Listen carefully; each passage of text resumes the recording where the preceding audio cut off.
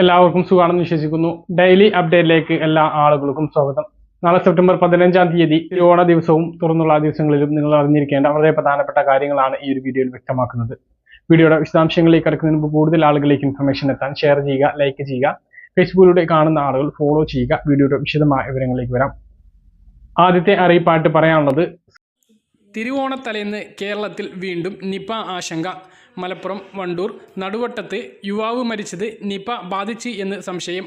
കോഴിക്കോട്ടെ ലാബിൽ നിന്നുള്ള ഫലം പോസിറ്റീവായി. പൂനെ വൈറോളജി ഇൻസ്റ്റിറ്റ്യൂട്ടിലെ ഫലത്തിനായി കാത്തിരിക്കുകയാണ്. ബാംഗ്ലൂരിൽ നിന്നെത്തിയ 24-കാരനായ വിദ്യാർത്ഥിയാണ് 3 ദിവസം മുമ്പ് പെരിന്തൽമണ്ണ സ്വകാര്യ ആശുപത്രിയിൽ മരിച്ചത്. വിദ്യാർത്ഥിക്ക് പനിയും കാലുവേദനയും ഉണ്ടായിരുന്നു.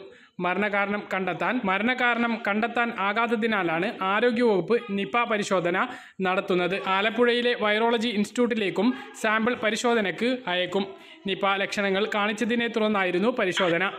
ആരോഗ്യവകുപ്പ് യോഗം ചേർന്നിട്ടുണ്ട്. യുവാവിൻ്റെ സമ്പർക്ക പട്ടിക ഉടൻ പുറത്തുവിടും. നിപ സ്ഥിരീകരിച്ചാൽ തിരുവോണ ദിവസം പ്രദേശത്ത് ലോക്ക്ഡൗൺ ആയിരിക്കും. വരും മണിക്കൂറിൽ സംസ്ഥാനത്ത് 7 ജില്ലകളിൽ ഒറ്റപ്പെട്ട മഴയ്ക്ക് സാധ്യതയുണ്ട് എന്ന് കാലാവസ്ഥാ വകുപ്പ് അറിയിച്ചു. തിരുവനന്തപുരം, കൊല്ലം, പത്തനംതിട്ട, ആലപ്പുഴ, കോട്ടയം, കണ്ണൂർ, കാസർഗോഡ് എന്നീ ജില്ലകളിലാണ് ഒറ്റപ്പെട്ട നേരിയ മഴയ്ക്ക് സാധ്യത പ്രവചിച്ചിട്ടുള്ളത്. സംസ്ഥാനത്ത് സ്വർണ്ണവിലയിൽ ഇന്നും വർധനവുണ്ടായി. ഇന്ന് പവന് 320 രൂപയാണ് കൂടിയത്. ഒരു പവൻ സ്വർണത്തിന് ഇപ്പോൾ 54,920 രൂപയായിട്ടുണ്ട്. ഗ്രാമിന് 40 രൂപ കൂടി 6,865 രൂപയെത്തിയിട്ടുണ്ട്. കഴിഞ്ഞ ദിവസം 960 രൂപ കൂടിയിരുന്നു. സംസ്ഥാനത്ത് ഇന്നത്തോട് കൂടിയിട്ട് റേഷൻ കടകൾ 2 ദിവസം അവധിയാണ്. നാളെ ഞായറാഴ്ചയും തിരുവോണ ദിവസവും ആയതിനാൽ സംസ്ഥാനത്തെ റേഷൻ കടകൾ അവധിയാണ്. തുടർന്ന് മീലാദ് ഷെരീഫ്, നബിദിനവും 3-ാം ഓണവും ആയതിനാൽ റേഷൻ കട അവധിയാണ്. അത് കഴിഞ്ഞതിന് ശേഷമാണ് റേഷൻ വിതരണം ആരംഭിക്കുക. സംസ്ഥാനത്ത് ഓണത്തോടനുബന്ധിച്ച് റേഷൻ കാർഡുള്ള ആളുകൾക്ക് പ്രഖ്യാപിച്ചിട്ടുള്ള എല്ലാ റേഷൻ വിഹിതങ്ങളും ഈ മാസം അവസാനം വരെ ലഭിക്കുന്നതാണ്. പ്രത്യേകിച്ച് മഞ്ഞ റേഷൻ കാർഡിനുള്ള ഭക്ഷ്യ കിറ്റ്, അതുപോലെ നീല വെള്ള റേഷൻ കാർഡിനുള്ള സ്പെഷ്യൽ അരിയും ഈ മാസം അവസാനം വരെ ലഭിക്കുന്നതാണ്. പിന്നെ 18-ാം തീയതി മുതലാണ് സംസ്ഥാനത്ത് റേഷൻ മസ്റ്ററിംഗ് ആരംഭിക്കുന്നത്. മുൻഗണനാ വിഭാഗമായ മഞ്ഞ, പിങ്ക് റേഷൻ കാർഡുകളിൽ ഉൾപ്പെട്ടിട്ടുള്ള എല്ലാ അംഗങ്ങളും എന്ന് പറയുമ്പോൾ 5 വയസ്സിന് മുകളിലുള്ള എല്ലാ അംഗങ്ങളും ബയോമെട്രിക് മസ്റ്ററിംഗ് പൂർത്തീകരിക്കണം.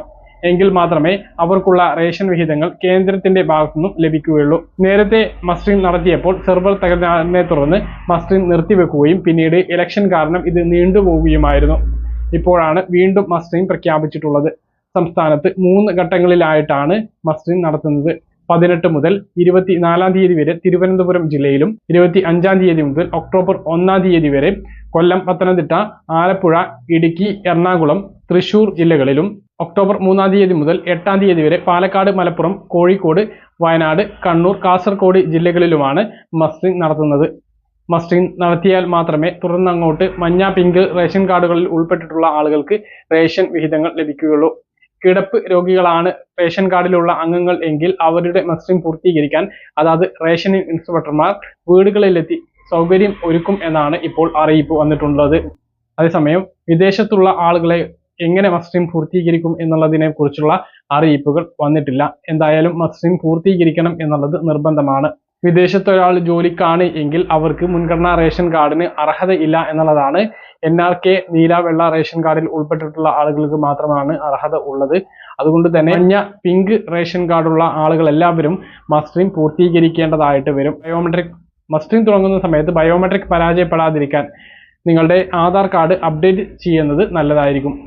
അപ്പോൾ ഇതാണ് റേഷൻ വിതരണവുമായി ബന്ധപ്പെട്ട് നിങ്ങളെ അറിയിക്കാനുള്ളത്. ഇനി 2 ദിവസം റേഷൻ കട അവധിയാണ്. പെൻഷന്റെ കാര്യമാണ് പറയുന്നത്. സംസ്ഥാനത്ത് ഓണത്തോടനുബന്ധിച്ച് വിതരണം ആരംഭിച്ച ക്ഷേമ പെൻഷൻ വിതരണം നടന്നുകൊണ്ടിരിക്കുകയാണ്. 4,800 രൂപയാണ് ഈ 10-15 ദിവസത്തിനുള്ളിൽ ക്ഷേമ പെൻഷൻ ഗുണഭോക്താക്കൾക്ക് എത്തിച്ചേർന്നത്. ഇപ്പോൾ 3,200 രൂപയുടെ കയ്യിലുള്ള വിതരണം ഇന്നലെ മുതൽ തന്നെ ആരംഭിച്ചിട്ടുണ്ട്. ഇന്ന് ഉത്രാടം ദിനത്തിലും സജീവമായിട്ട് പെൻഷൻ വിതരണം നടന്നുകൊണ്ടിരിക്കുകയാണ്. ഇന്ന് എത്താത്ത ആളുകൾക്ക് നാളെ തിരുവോണമാണ് എങ്കിൽ പോലും ജീവനക്കാർ വീടുകളിൽ എത്തിച്ചു നൽകും എന്നാണ് അറിയിച്ചിട്ടുള്ളത്.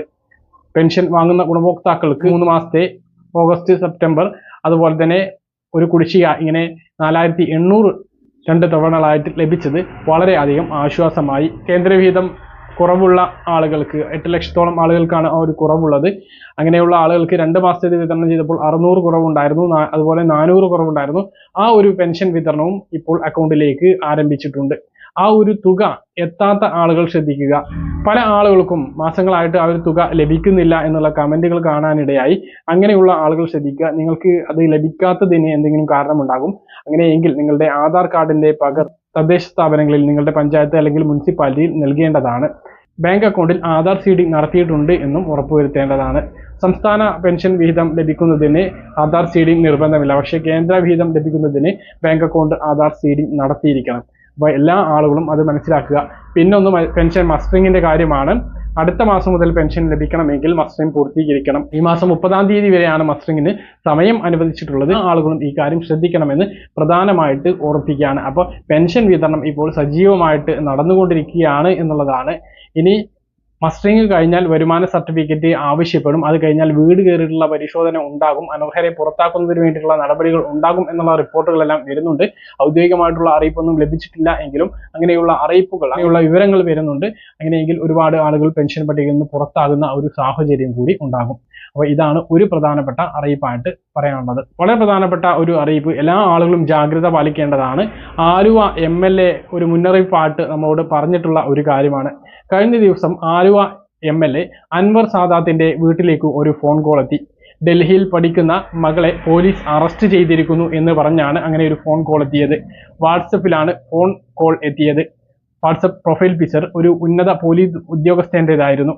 അൻവർ സാദാത്തിന്റെ ഭാര്യയാണ് ഫോൺ എടുത്തത്.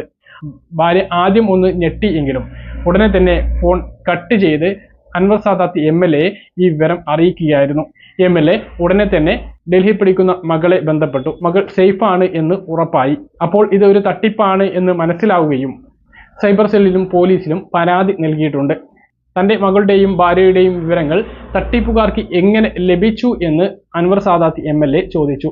അത് കണ്ടെത്തി തരണമെന്നും പരാതിയിൽ അദ്ദേഹം പറയുന്നുണ്ട്. എല്ലാ ജനങ്ങളും ജാഗ്രത പാലിക്കണമെന്നും ഇത്തരത്തിലൊരു തട്ടിപ്പുണ്ടായാൽ പാനിക്കാവാതെ ഉടൻ തന്നെ കട്ട് ചെയ്ത് വിവരം പോലീസിനെ അറിയിക്കണം എന്നും MLA പൊതുജനങ്ങളോട് അഭ്യർത്ഥിച്ചു. ഒരു കാരണവശാലും ഇങ്ങനെയുള്ള ഫോൺ കോളിലൂടെ പണം ആവശ്യപ്പെട്ടാൽ ഒരു പണവും നിങ്ങൾ നൽകരുത് എന്നും ഇത്തരത്തിൽ എന്തെങ്കിലും സാമ്പത്തിക തട്ടിപ്പിന് ഇരയാകുകയാണ് 1 മണിക്കൂറിനകം തന്നെ പോലീസിനെ വിളിച്ച് വിവരം അറിയിക്കണം എന്നും 1 മണിക്കൂറിനുള്ളിൽ വിവരങ്ങൾ പോലീസിനെ അറിയിക്കുകയാണ് എങ്കിൽ തട്ടിപ്പിലൂടെ നഷ്ടമായ പണം വീണ്ടെടുക്കാൻ അത് സഹായകരമാകും. കാര്യത്തിൽ എല്ലാവരും ജാഗ്രത പാലിക്കേണ്ടതാണ്. ഈ തട്ടിപ്പിൽ നിങ്ങളും ഞാനും എല്ലാ ആളുകൾക്കും ഇത്തരത്തിലുള്ള തട്ടിപ്പ് കോളുകൾ വന്നേക്കാം എന്നുള്ള മുന്നറിയിപ്പാണ് നിങ്ങളുമായി പങ്കുവെക്കാനുള്ളത്.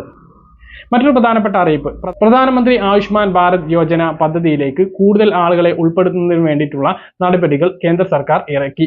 രാജ്യത്തെ 70 വയസ്സിന് മുകളിലുള്ള മുതിർന്ന പൗരന്മാരുള്ള എല്ലാ കുടുംബങ്ങളെയും പദ്ധതിയിൽ ഉൾപ്പെടുത്തുന്നതിന് വേണ്ടിയിട്ടുള്ള തീരുമാനം കഴിഞ്ഞ കേന്ദ്ര മന്ത്രിസഭാ യോഗം എടുത്തു.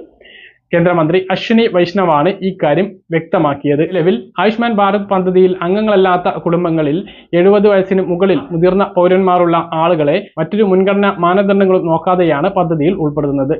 ഇത് 4.5 കോടി കുടുംബങ്ങളെ ഈ പദ്ധതിയിൽ ഉൾപ്പെടാൻ 4.5 കോടി അംഗങ്ങൾ ഈ പദ്ധതിയിൽ ഉൾപ്പെടാൻ കാരണമാകും. നിലവിൽ ആയുഷ്മാൻ ഭാരത് യോജന പദ്ധതിയിൽ ഉൾപ്പെട്ടിട്ടുള്ള ആളുകൾക്ക് 20 വയസ്സ് കഴിഞ്ഞ ആളുകൾ വീട്ടിൽ ഉണ്ട് എങ്കിൽ അവർക്ക് 10 ലക്ഷം രൂപയുടെ പരിരക്ഷയാണ് ലഭിക്കുക.